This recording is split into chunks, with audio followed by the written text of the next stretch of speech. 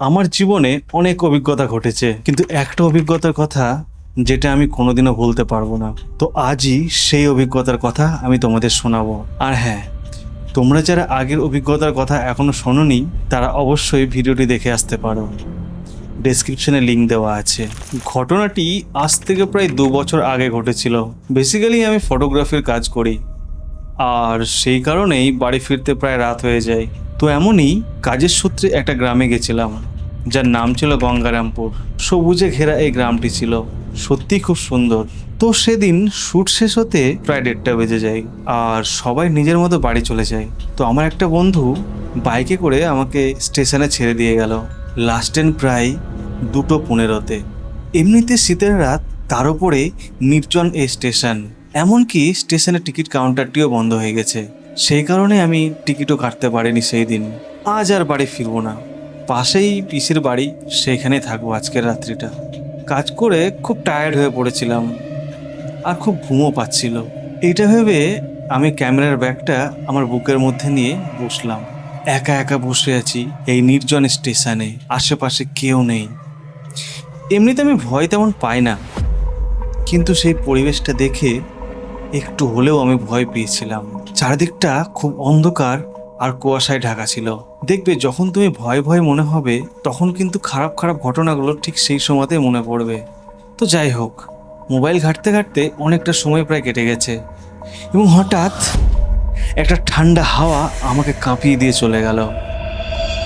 আমি অনুভব করতে পারছিলাম যে আমার পিছনে কেউ দাঁড়িয়ে রয়েছে, কিন্তু আমি ভয়ে ঘুরতে পারছি না। এরপর দেখি কেউ যেন আমার কাঁধের কাছে ঠান্ডা হাত রেখে দিল।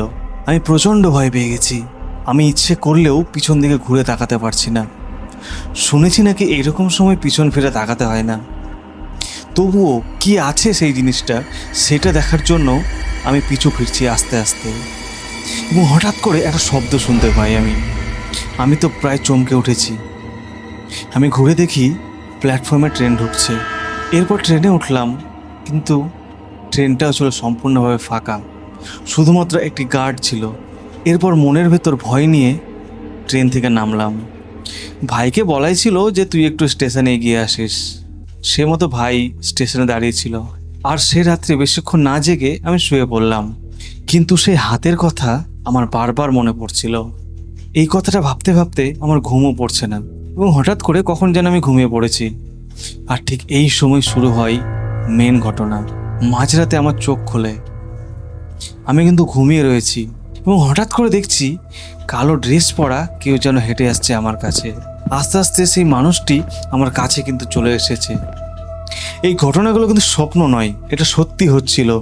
আমি দেখতে পাচ্ছি, অনুভব করতে পারছি, কিন্তু না হাত নাড়াতে পারছি, না কোনো কথা বলতে পারছি, না ভাইকে ডাকতে পারছি। আমি চেষ্টা করছি সেই মানুষটিকে দূরে ঠেলে দেওয়ার জন্য, কিন্তু কোনো মতেই তাকে দূরে ঠেলতে পারছি না। অনেক চেষ্টা করার পর হঠাৎ করে আমার ঘুম ভেঙে যায়। তারপর শরীরে প্রচণ্ড ব্যথা, মনে হচ্ছে গা হাত পা পুরো অবশ হয়ে গিয়েছে। এটা দেখে আমার ভাই জেগে যায়, আমাকে জিজ্ঞেস করলো যে কি হয়েছে। অনেক চেষ্টার পর ঘুম আসলো ঠিকই, কিন্তু মনের ভেতরে সেই প্রশ্নটা রয়েই গেছে, কিসের সেই হাতটি ছিল, সেটা আজ পর্যন্ত আমি বুঝতে পারিনি। তোমাদের কারোর সাথে কি এমনটি ঘটেছে যে তোমরা স্বপ্ন দেখতে দেখতে চোখ খুলে ফেলেছো, কিন্তু হাত পা নড়াতে পারছো না, কিছু করার চেষ্টা করলে করতে পারছো না? তো আজকের এই ঘটনাটি তোমাদের কেমন লাগলো কমেন্টে অবশ্যই জানাবে। এমনই ধরনের ভৌতিক আর রহস্যময় ভিডিও দেখার জন্য আমার চ্যানেলটি অবশ্যই সাবস্ক্রাইব করো। দেখা হচ্ছে পরের ভিডিওতে, সাবধানে থেকো।